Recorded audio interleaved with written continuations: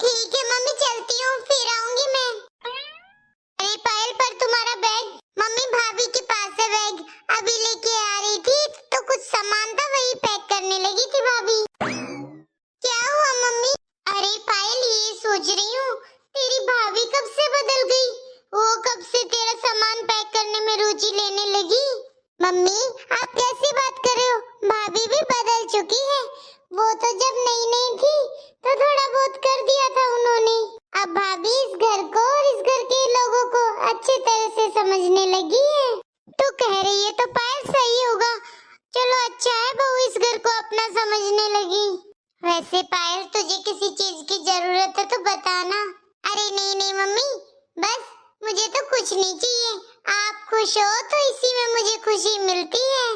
पायल चाहे तू मुंह से मत बोल, पर मुझे पता है तुझे दामाद जी की चिंता होती है, अब उनकी नौकरी नहीं है ना इसलिए। हाँ मम्मी ये तो है, पर कोई बात नहीं, मैंने तो सब्र कर रखा है। जब सुख हमेशा नहीं रहता तो दुख कहाँ से रहेगा, है ना। तुम चिंता मत करो, जल्दी कुछ हो जाएगा, और मेरी फिक्र तो बिल्कुल मत करना। दीदी ये लो आपका बैग, मैंने सारा सामान पैक कर दिया है। थैंक यू भाभी। ठीक है तो भाभी मैं चलती हूँ, आप अपना और घर का और मम्मी का भी बहुत ध्यान रखना। अरे ठीक है दीदी, आप यहाँ की चिंता मत करो, मैं यहाँ सब संभाल लूंगी, अब ये घर मेरा भी है। देखा मम्मी, मैं कहती थी ना भाभी क्यों नहीं बदलेगी, अब भाभी को भी इस घर की फिक्र होने लगी है, तो तुम भी चिंता मत करना। देखो कितने अच्छे से मेरा बैग भी पैक कर लाई है भाभी। मैं किस लिए बैग पैक करूंगी, मैं तो बस देखना चाहती थी कहीं मेरी सास ने चुपके से अपनी बेटी को कुछ दे ना दिया हो। अच्छा है पायल, ये देखकर तो मुझे भी अच्छा लग रहा है। ठीक है तो चलती हूँ मम्मी मैं भी। हे भगवान, मेरा तो पीछा छूटा, कितने पापड़ बेलने पड़े थे इस नंद को इधर से भेजने के। अरे शादी हो गई, अब जा अपने घर, बता इधर आके रोज बैठ जाती है हमारे। काजल, अरे आ गए आप? अरे हाँ काजल, आज पायल को जाना था ना, इसीलिए दुकान से जल्दी आ गया। सोच रहा था जल्दी जल्दी जाकर पायल से भी मिल लूंगा। जी वो सब तो ठीक है, लेकिन पायल दीदी तो गई। गई? पर कहाँ? और नहीं तो क्या, दीदी तो गई। अरे पर मैं तो पायल के लिए पैसे लेकर आया था देने के लिए। काजल, तुमने दिए ना पायल को कुछ पैसे वगैरह?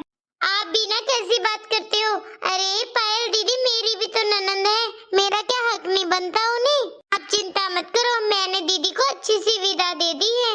अरे थैंक यू काजल, सच में तुम मेरा कितना ध्यान रखती हो और इस घर का। एक बात तो है काजल, तुम्हारे रहते हुए मुझे परिवार की कोई टेंशन नहीं होती, तुम सब संभालने लगी हो अब। अरे हाँ, क्योंकि अब ये मेरा भी परिवार है। अरे ठीक है काजल, मैं थोड़ा मम्मी से मिलकर आ जाता हूँ, सुबह से मिला भी नहीं हूँ और फिर पायल भी चली गई है। अरे आप भी ना, मम्मी जी तो अपनी सहेलियों के साथ मंदिर गई हैं, क्योंकि उनका मन नहीं लग रहा था, फिर मैंने कहा कि आप अपनी किसी सहेली के साथ मंदिर हो आओ, आपका भी मन लग जाएगा। अरे हाँ, ये तो तुमने काजल सही किया। ठीक है तो काजल, फिर मैं कमरे में ही आराम करता हूँ, मेरे लिए एक कप चाय ले आ। अरे हाँ अभी लेकर आई। सच में बड़ा किस्मत वाला हूँ मैं जो ऐसी बीवी मिली है जिसने पूरे परिवार को संभाल के रखा हुआ है, मुझे तो घर की कोई चिंता ही नहीं रहती। ये सूरज भी अब तक मिलने नहीं आया है, आज मुझे उससे बात करनी थी। सूरज को उसकी बहन के बारे में बताना था कि वो ससुराल में कितनी परेशान है, कि हम उसकी कुछ मदद कर सके तो कर दें। दामाद जी की नौकरी भी चली गई है, अब सूरज भाई होकर मदद नहीं करेगा तो मेरी बेटी किसके पास जाएगी मदद मांगने। बोलती हूँ सूरज को, हे भगवान ऐसा क्या गुनाह कर दिया था मैंने जो मेरी बेटी को ससुराल में इतना दुखी रहना पड़ता है। मैंने तो कभी अपनी बहू को इतना दुखी नहीं किया। कल बात करूंगी सूरज से, शायद कुछ हल निकल आए।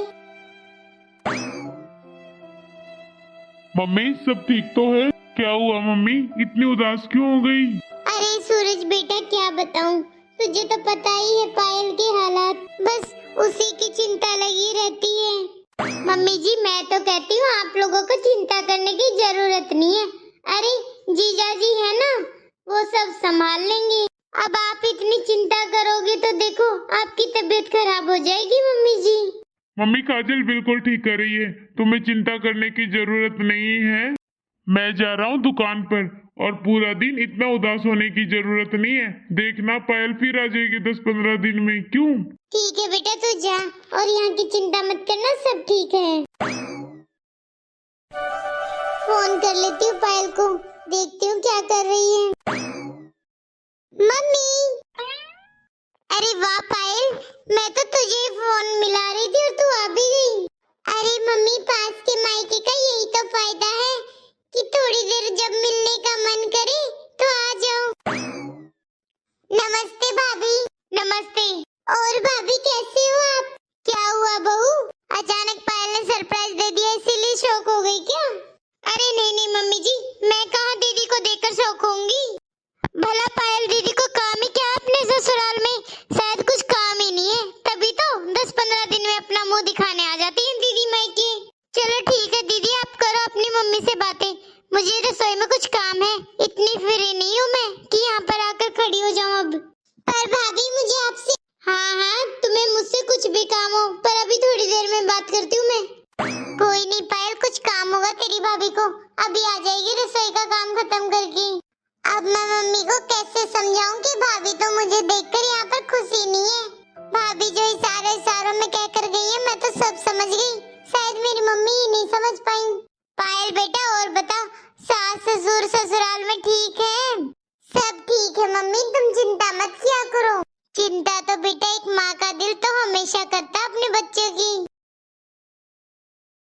पायल दीदी का तो रोज का काम हो गया है, कुछ तो मुझे अच्छे से ही करना पड़ेगा। रोज तीसरे दिन आकर बैठ जाती है इधर, 10 दिन में बैग भरने के लिए आ जाती है इधर।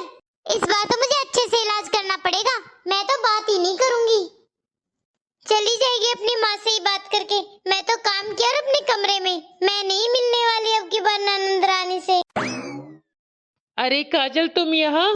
अरे आ गए आप? अरे हाँ मैं तो आ गया। तुम कहाँ खोई हुई हो? जी बस ऐसे ही। काजल तुमने देखा, मम्मी का चेहरे पे अलग ही खुशी आ जाती है पायल के आने के बाद। अच्छा है पायल मम्मी से मिलने आ जाती है। अरे तुम लोगों को हो क्या गया है? बेटी रोज मायके में आके बैठ जाती है, अरे बदनामी नहीं होगी क्या इससे? अरे पायल दीदी के ससुराल वालों को कितना बुरा लगता होगा, रोज उनकी बहू मायके में ही बैठी रहती है।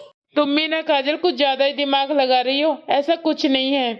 और फिर पायल तो पास में ही रहती है, अगर आ जाती है 10-15 दिन में तो अच्छा है, इसमें क्या दिक्कत है हुई उन्हें। जी सुनो, अभी तो ये बात आपको बस ऐसे ही लग रही है, लेकिन देखना एक दिन पछताओगे आप। मैं तो कहती हूँ वक्त रहते समझ जाओ और संभल जाओ।